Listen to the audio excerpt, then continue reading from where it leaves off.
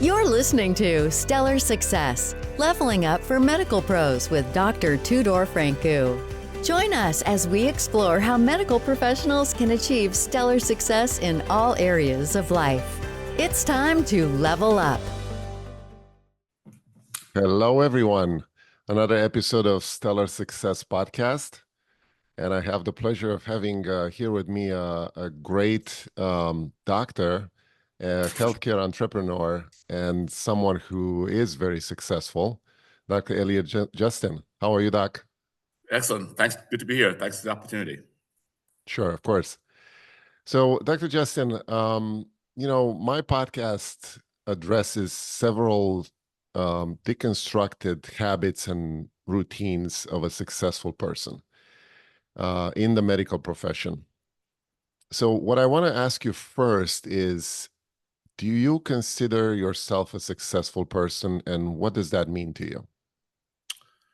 Yes, I do consider myself a successful person, and that means several things. It means that I have substantive relationships and accomplishments of substance as well too.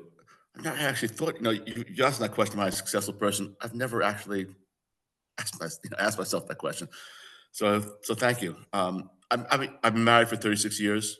I think that is an remarkable accomplishment. I'd say out of those 36 years, 34 and a half of them have been very happy.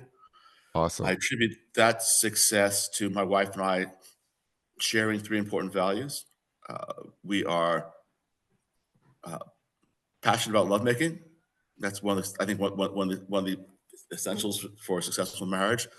We share values, intellectual values especially, and we share projects in common. At first it was our children, and now we're in business together. Awesome. That sounds like a perfect recipe for someone to be successful. Can you take us back a little bit towards your first years as a medical doctor, and where you start, how you started, what's your journey, and where are you now? Well, my first day at medical school, the education started just getting on the trolley. I went to Harvard as an undergraduate. I majored in Slavic language and literature, and I wanted to be a spy. And ended up in medicine, partially because my dad persuaded me that one, I couldn't follow orders. Two, the CIA, and I took the test of the CIA. It was basically if you will, a dark corporation, and not necessarily a patriotic organization. And I was partially inspired to even think about the CIA because my father was a war hero. My father had got Bronze Stars in World War II, and I kind of grew up in that shadow and aspiring to be that man, to be that heroic patriot. And my dad told me that I should become a doctor because you'll have the satisfaction of helping people, and you can take that career anywhere. For me, school was easy, and I really wasn't challenged until the second year of medical school to push myself intellectually and to become disciplined. But the first day of medical school, I got on the trolley in Cambridge, and there was this very beautiful girl there, and she was a girl that I had lusted for all of college. I think every man can relate to this. There's these girls in college, you can't talk around them. You don't know what to say, and when you do talk, you feel like you're saying things that are foolish. Anyway, I sat down, but by the end of college, I was a more confident young man. I sat down next to her. She was going to Boston University School of Medicine as well too. And by the time we got to the Charles River, I couldn't stand her. I realized that we had no rapport whatsoever, and it really got me thinking, like slap right in the face, about the absurdity of maybe the absurdity of being a young man, which is basing our desires, or romantic desires, almost solely upon someone else's looks and being intimidated by and kind of warped by that. Anyway, I got to medical school and looked around and thought, these are not my people, because I was not the driven young man who would aspire to be a doctor, for many years. I was very interested in sex, however. So I went to the medical school library and went to the Index Medicus, which for the younger people listening, before there were computers, there was this enormous volumes published every year about every piece of medical literature. I looked up aphrodisiacs. Now, there wasn't exactly a line of medical students behind me lined up to do the same thing, so I was kind of alone in this quest. And I read about aphrodisiacs, and I tried a bunch of them, and none of them worked. What I did discover, though, switching from the topic of sex, is that I liked the work in medical school. I found physiology to be really fascinating. I liked the hands-on aspect. I liked helping people. And as I went along through medical school and early on in residency, uh, I found to be enormously satisfying. And I think in the course of my medical career, I probably treated 180,000 people, maybe more than that. I went to emergency medicine, which at that time was a nascent specialty. When I applied to residency, there were only maybe 10 or 11 programs. I will say that given the proclivities I revealed earlier, I did decide to go to the program in Minneapolis because I thought the girls were so beautiful there. And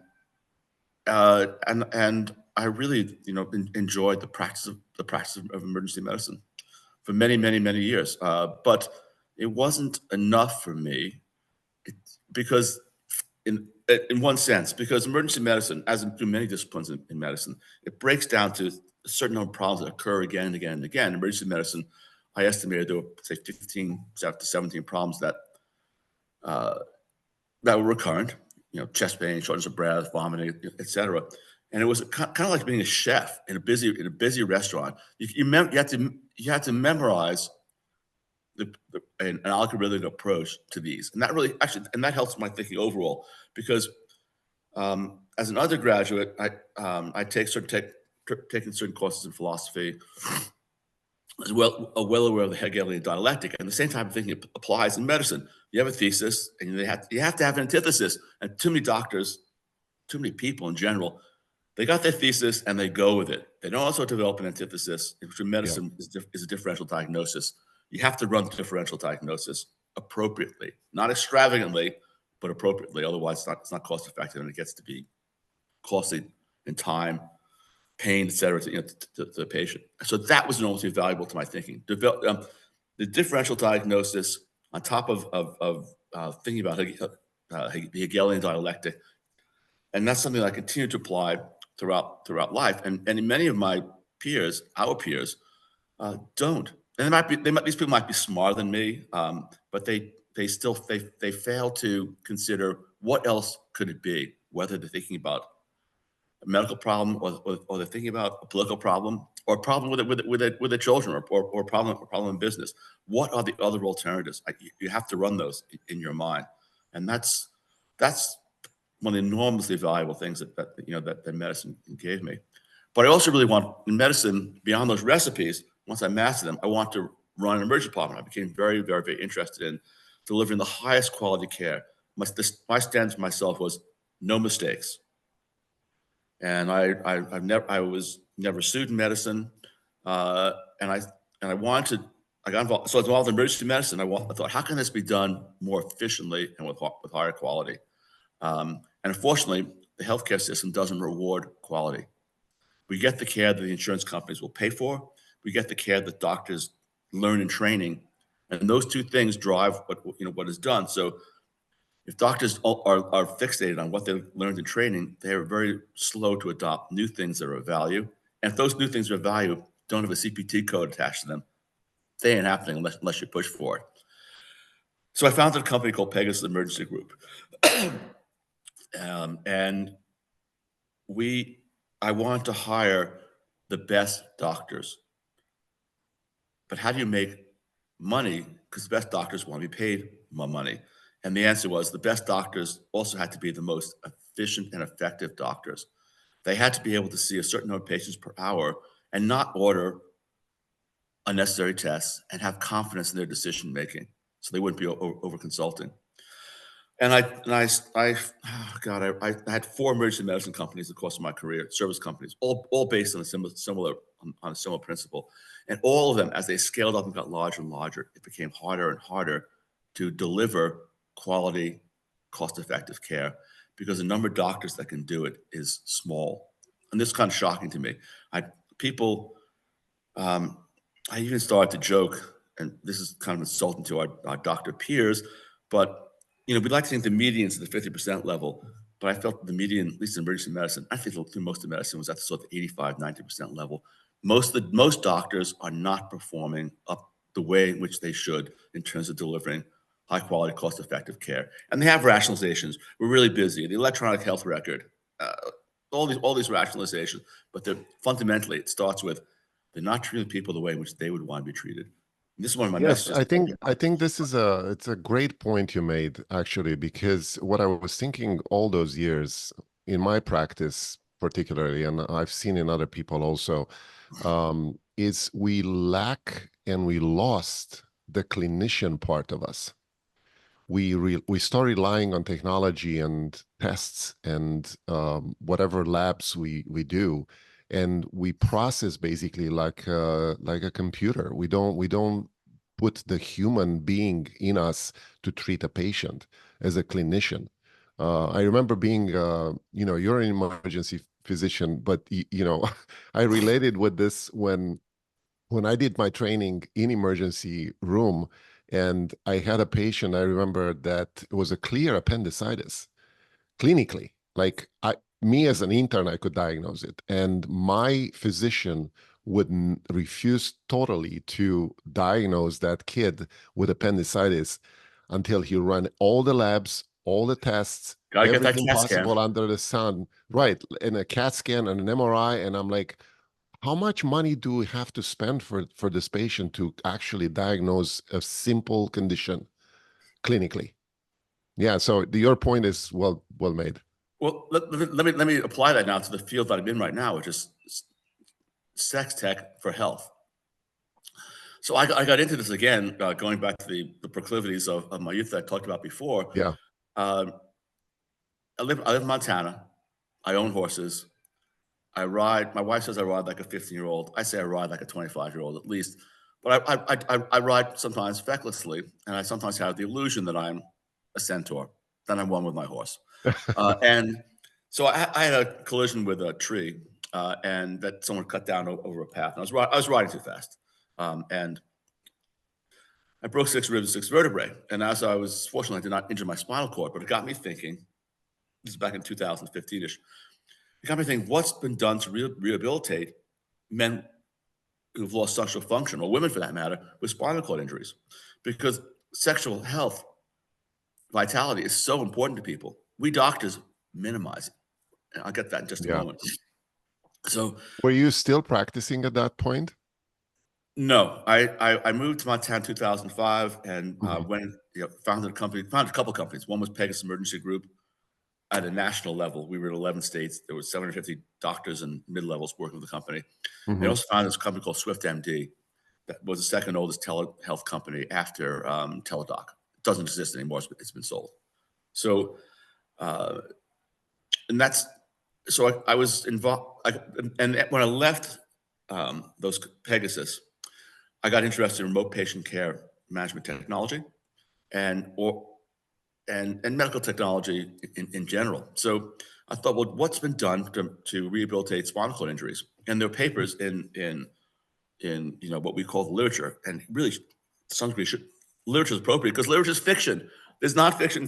That's something, and fiction is literature. And unfortunately, too many of the papers that are published are rather not reproducible, or in their conclusions, or they're inconclusive and require for more study, et cetera. It's disappointing.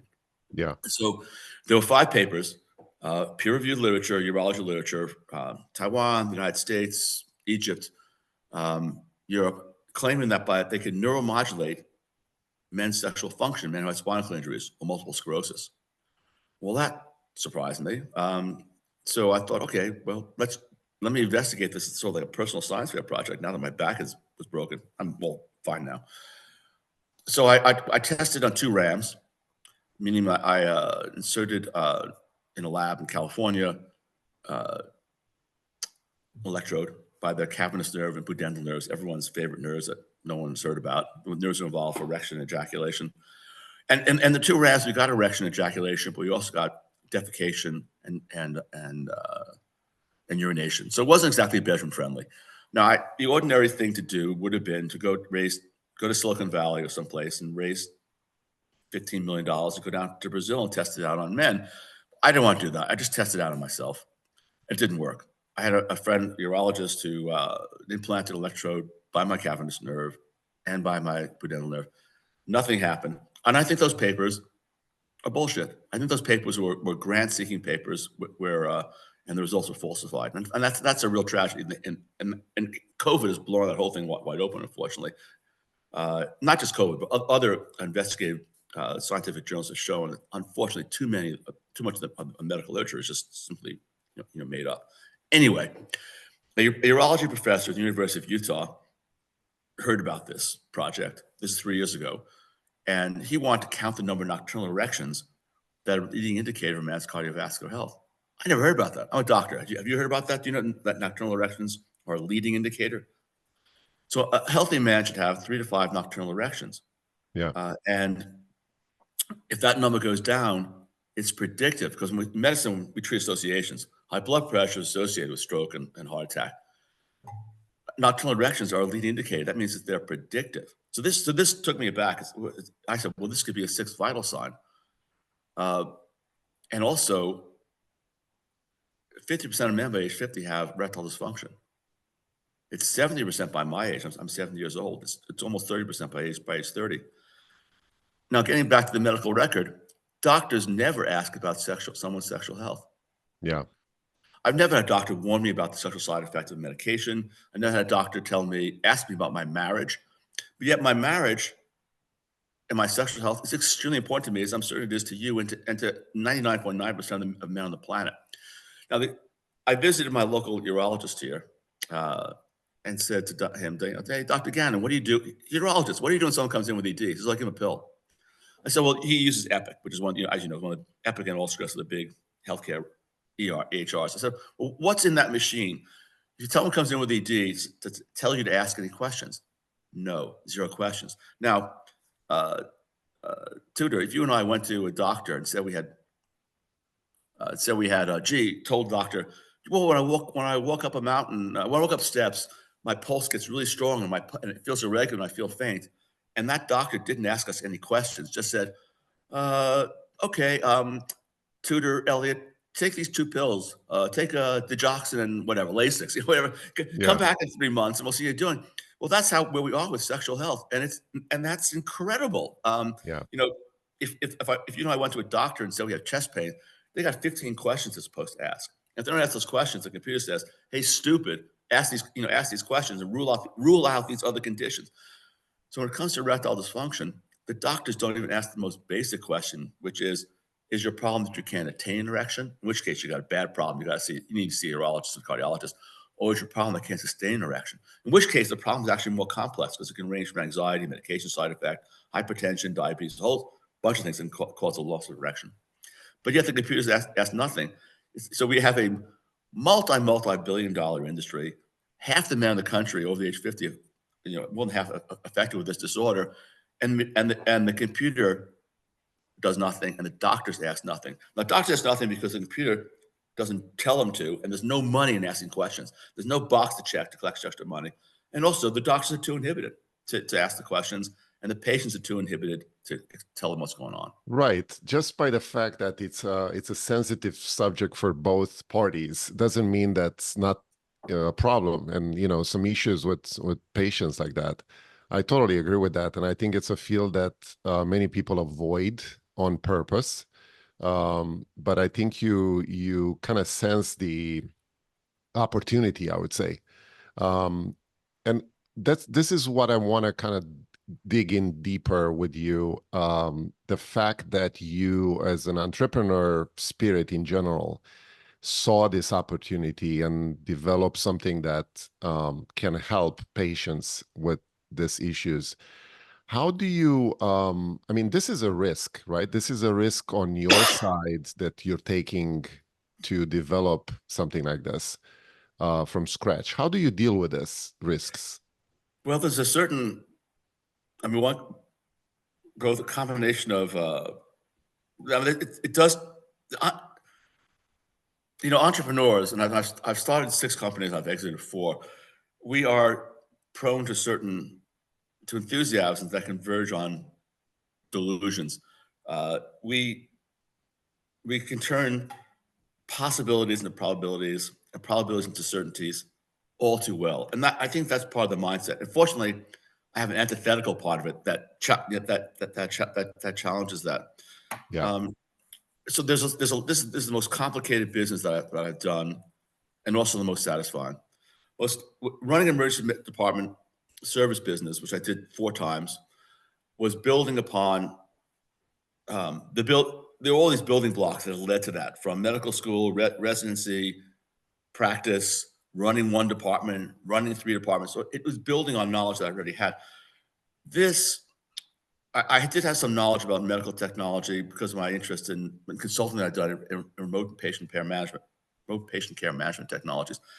But I didn't understand how complex this business was going to be, because this business involves everything from supply chain, hardware, software design, manufacturing, quality control, cybersecurity, selling to retail, selling direct to consumer, social media marketing.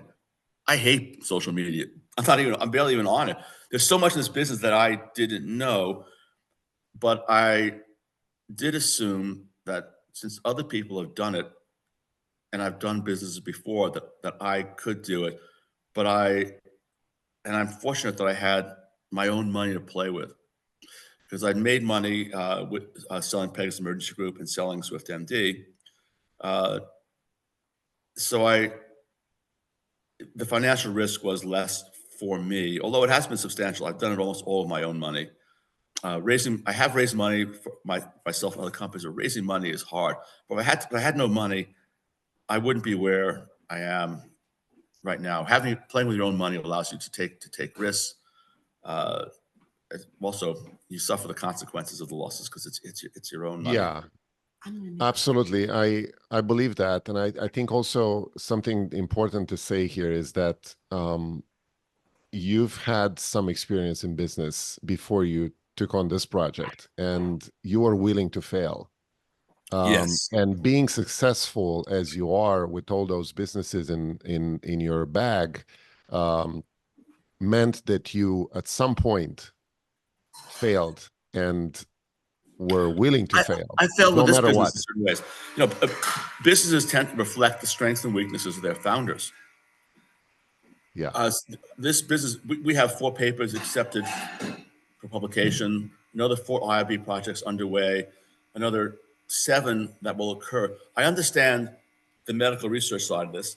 I understand how to get credibility with urologists and sexologists and the general medical community about the device, and we're on that process. We have applied now to get a CPT code here in the United States. Mm-hmm. We've applied for the same thing in Europe, in the UK, and in Germany. I understand that part of the business. I don't understand social media marketing, and that's been a great failure of the company. Our growth has been organic, and I've wasted money, a fair amount of money, unsuccessfully trying to market the company through Meta and Google. Well, I think probably part of being a successful entrepreneur is to realize that you need to delegate stuff that you are not a master of, and you can do it all. That's the point that we need to make, because some more people and successful business people understand that you have to have a team around you to do all these things. I'm sorry. How do you deal with this daily? Like, do you have any kind of habits or skills that you do every day as a routine to be this successful? That's a great question, and one I've been asked before. By personality, I'm an optimist. So I don't experience burnout. I also accept that friction is inevitable. There's going to be friction every day. Just the way when I had an emergency medicine company and we were in 11 states, every day someone who's working for me is going to hurt someone. Yeah. Every day someone who works for this company is going to do something wrong. Not only, and that was just inevitable. Every day some executive at the hospital is going to call me up and tell me and have a complaint, justified or not. Here with this business, My optimism is my shield, and also I'm resigned to the fact that mistakes are going to occur. I don't dwell on them. I'm always looking forward. Okay, this has occurred. We lost $38,000 on this marketing campaign that went awry, and I know who's at fault. I know, but I don't need to be a forensic detective about every failure. I need to, sort out in general terms what went wrong to avoid making that mistake again. But I need to pick up and go forward. In terms of habits, I think there are three things that people can do every day to make themselves happy. And I don't think you're going to hear about this the doctors. I think people should try to make love every day. I think every day you can eat well, and I don't eat like I'm fit. I don't eat like some paleo fanatic. I avoid processed foods, but you can eat well. I enjoy really good food. I cook dinner every day. I have the same breakfast every day. That's kind of a routine. But I cook an imaginative meal every day. My wife, who was here, could attest that every day she doesn't know what's going to come for dinner, because that's one of my pleasures. Because cooking for me is like in ways like medicine. There's a recipe. Yeah. I need to please the customer, etc. Give us the secret of your breakfast. Every day I have Fage yogurt, blueberries, and then I'm gonna make a plug here. This company on the Big Island in Hawaii called Akaka Falls, aka Falls. They make fabulous jams and butters. So maybe this morning I had little koi butter on my. Tomorrow I might have ginger. And that's it. That's all I have for breakfast. Yeah. And I go to the gym. Awesome. I go to the gym 3 times a week and work out hard. During the summer, I ride horses. I'll be off to Yellowstone. Every morning I take care of my animals, which I also really enjoy. I think it's important people to have a dog, for example. I think that dogs enrich our lives. I'm lucky I live out here in Montana. I have horses. I have horses that will on the one hand, they could be like a living dirt bike. On the other, they'll put their head on my shoulder. And that's amazing. And I think one of the things that you said in the beginning, it's very, very powerful. The amount and the strength of your relationships that make you the way you are as a complete human. I want to switch gears a little bit here and kind of ask you, in the medical profession in general, for doctors, there's a lot of talk about not being able to practice medicine at some point, due to age and diseases, and the importance of having passive income streams that come into your life and support your lifestyle. How do you see this subject? And if you do have any, what's your preference? Well, I've chosen a different path. I've chosen to be an entrepreneur, and I've made my money as a medical entrepreneur. My personal investments for many years, I suffered from the hubris of doctors, and I would invest in stocks. If I look back, not only should I have just invested passively in funds, but I should have. But in the late 90s, early 2000s, I actually did a for a couple of years, did a spreadsheet. What if I just invested in storage units, comfort inns, and IHOPs? And I'd be much further ahead financially than I am right now. So I'm not. I don't have a lot of advice as an investor. I think that people should invest. People should invest passively. The market's too complicated. There's too much that we don't know. And, I agree. It's very hard to have control on several things that in the market anyway. And I'm also a risk taker. I don't think that's good for most doctors. So I've put doctors. When I had an emergency medicine company, I had doctors working with me who had degrees. They got their MBA at Harvard. I got a guy who was at MBA JD from Hopkins, and they would think I should pay them more money because of that. Why should I? We're talking about delivering emergency medicine, and two, it's like, well, why are you making so much money and I'm not? So, well, go out and start a practice. I'll even back you. You go out and start an emergency medicine practice, because you're going to have to put money at risk in order to do that. In order to start an emergency medicine practice in the 30,000 volume ER, you need about $1.2 million. Now, Yeah. I was willing to put that money at risk several times in my career. Most doctors by temperament are not. Most doctors have a shift worker mentality, shift work, piecework mentality, which is I work a shift, I see this many patients, I make this many money. I would, and most doctors also spend beyond. Many doctors, I say, spend beyond their means. Yeah, I agree. They have 2 houses, they have 2 wives, they pay alimony, they've got to take this vacation, that vacation. I've always been, especially when I was younger, was frugal about those things. It kind of would take me back when I'm making a lot of money and I've got guys working for me making a third of what I'm making, and they're going off to Chamonix to ski, or they're renting a yacht in the Greek Isles. And I'd be thinking, what about your kids' private school? What about your kids' college? Right.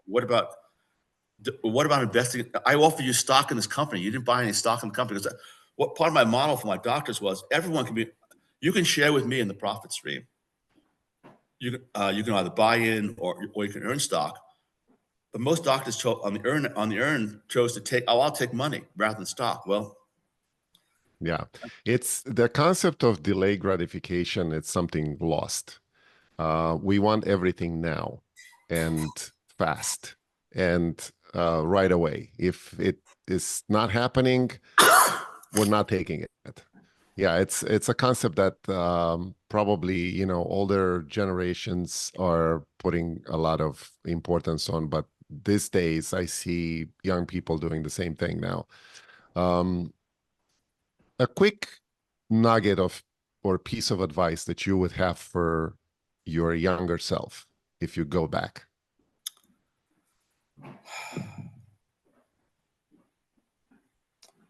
I know it's hard. Oh, that's I have my regrets are few. My greatest regret is trusting a man who's my closest friend, investing a lot of money in one of his businesses, and he lied to me.